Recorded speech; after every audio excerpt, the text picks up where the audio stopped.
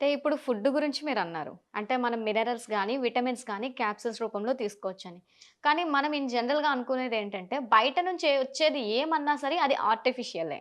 ఎందుకంటే మన బాడీలో నుంచి మనకి ఆ! జనరేట్ అయింది వేరు. మనం బయట నుంచి తెచ్చి పెట్టుకునేది వేరు. హ్మ్. మరి అది ఎంతవరకు కరెక్ట్ అంటారు? అంటే ఇక్కడ మనం కూరగాయల్లోనూ, ఆకుకూరల్లోనూ దొరుకుతాయి విటమిన్స్, మినరల్స్ పండ్లల్లోనూ దొరుకుతాయి.